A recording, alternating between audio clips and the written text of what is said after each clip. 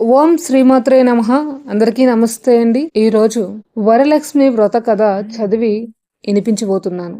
మనం ముందు చేసిన వీడియోలో వరలక్ష్మి వ్రతానికి కావలసిన సామాగ్రి, కలశం పెట్టే విధానము అన్నీ తెలుసుకున్నాము. అన్నీ చెప్పాను ఆ వీడియోలో. చూడకపోతే ఆ వీడియో చూడండి. ఇప్పుడైతే మనం వరలక్ష్మి వ్రత కథ వినబోతున్నాం. ఈ కథ మీకు చదివి వినిపిస్తాను, వినండి. ఒకరోజు కైలాసగిరిలో కుబేరుడు, వరుణుడు, ఇంద్రుడు మొదలగు దిక్పాలకులు, నారదుడు, అగస్త్యుడు, వాల్మీకి, పరాశరుడు, విష్ణుమూర్తి, ఋషులు అందరూ కూడా కల్పవృక్షము కింద ఉండగా ఆ రోజు పార్వతీదేవి పరమేశ్వరుణ్ణి ఏ వ్రతము చేయడం వలన స్త్రీలకు సౌభాగ్యం కలుగుతుంది, ఏ వ్రతము చేయడం వలన సంపదలు అధికమవుతాయి, ఏ వ్రతము చేయడం వలన పుత్ర పౌత్రాభివృద్ధి కలుగుతుంది చెప్పండి స్వామి అని అడిగింది. అప్పుడు పరమేశ్వరుడు పార్వతితో, ఓ పార్వతి, వ్రతములోకెల్లా ఉత్తమమైనది వ్రతం ఒకటి ఉన్నది. అది సకల సంపదలకు మూలమైనది. శీఘ్రంగానే పుత్ర పౌత్రులను కలగజేస్తుంది. ఈ పావన వ్రతము వరలక్ష్మి వ్రతము అనబడును. ఈ వ్రతము శ్రావణ మాసమునందు పూర్ణముకు ముందుగా వచ్చే శుక్రవారం నాడు ఆచరించవలను.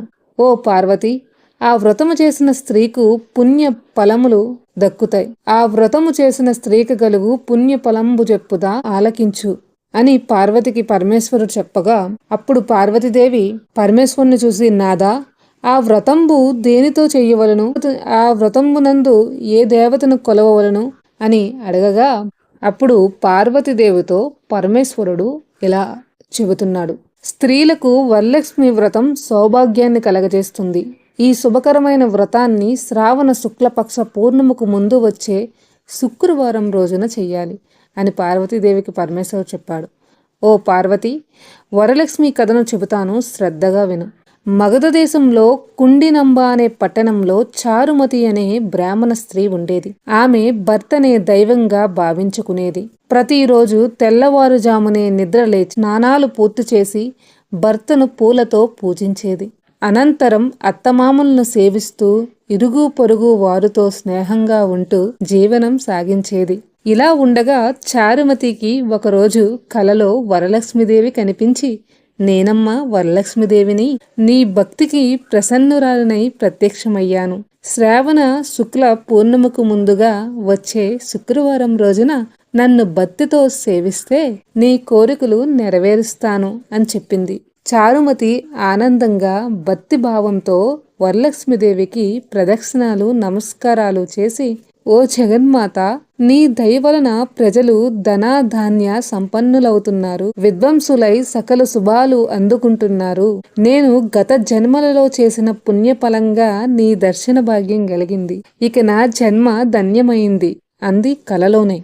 చారుమతి భక్తికి వరలక్ష్మీదేవి మెచ్చి అనేక వరాలు అనుగ్రహించి అంతరార్ధనమయ్యింది. చారుమతి నిద్ర నుంచి లేవగానే తనకి వరలక్ష్మీదేవి ప్రత్యక్షమై వరాలు ఇచ్చిన విషయం గుర్తుకు వచ్చింది. కలలో తనకి వరలక్ష్మీదేవి చెప్పిన విషయాలను అత్తమామలకు విరుగు పొరుగు వారితోనూ చెప్పింది. శ్రావణమాసం రాగానే వరలక్ష్మి వ్రతం సాంప్రదాయబద్ధంగా చేద్దామని చెప్పింది. చారుమతి చెప్పినప్పటి నుంచి స్త్రీలు శ్రావణ మాసం కోసం ఎదురు చూడడం ప్రారంభించారన్నమాట. కొంతకాలం తర్వాత వీరు ఎదురు చూస్తున్న శ్రావణ మాసం వచ్చింది. ఆ నెలలోనే పూర్ణముకు ముందొచ్చే శుక్రవారాన్ని వరలక్ష్మీదేవి చెప్పిన రోజుగా అందరూ భావించారు. ఆ రోజు తెల్లవారుజామునే లేచి స్నానాలు పూర్తి చేశారు. కొత్త దుస్తులు కట్టుకున్నారు. పూజ గదిలో పీట వేసి దానిపై బియ్యం పోశారు.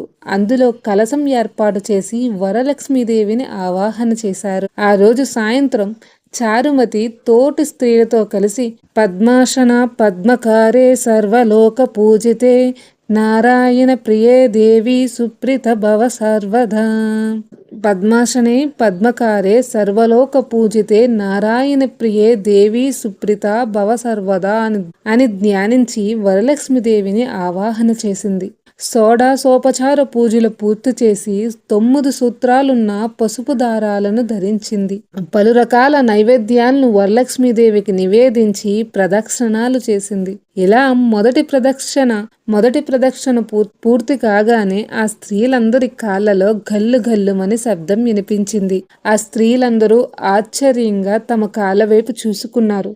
వాళ్ళ కాళ్ళకు గజ్జెలున్నాయి. ఇది వరలక్ష్మీదేవి కటాక్షమేనని చారుమతి మిగిలిన స్త్రీలు చూసి చాలా సంతోషించారు. ఇక రెండవ ప్రదక్షిణ చెయ్యగా వాళ్ళ చేతులకు నవరత్నాలు పొదిగిన బంగారు ఆభరణాలు వచ్చాయి. మూడవ ప్రదక్షిణతో వారికి సర్వాలంకారాలు అమరయ్యాయి. చారుమతి ఇల్లు మొత్తము బంగారము, రథ, గజ, తుగర వాహనాలతో సౌభాగ్యంతో నిండిపోయింది. వ్రతంలో పాల్గొన్న స్త్రీలను తీసుకుపోవడానికి గుర్రాలు, ఏనుగులు, రథాలు వచ్చి చారుమతి ఇంటి వద్ద నిలిచాయి. తమ చేత శాస్త్ర ప్రకారం వ్రతం చేయించిన బ్రాహ్మణోత్తమ మునికి గంధం, పుష్పాలతో పూజించారు. దక్షిణ తాంబూల్యము 12 భక్ష్యములు వాయనంగా ఇచ్చి ఆశీర్వాదం పొందారు.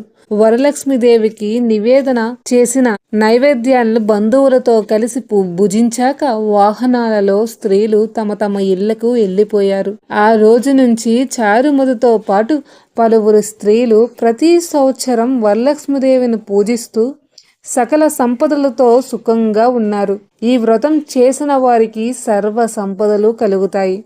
ఈ వ్రతాన్ని అన్ని కులాల వారు చెయ్యవచ్చు.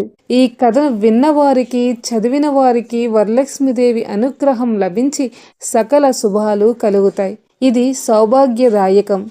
సర్వ రోగాలు, సకల రుణాలు హరించి సర్వత్రా రక్ష చేకూరుతుంది అని పార్వతీదేవికి చెప్పాడు శివుడు.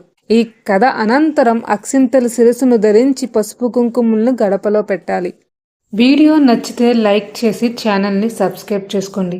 ఇటువంటి మంచి వీడియోస్ చేయడానికి ప్రయత్నిస్తుంటాను. ఓం శ్రీమాత్రే నమః.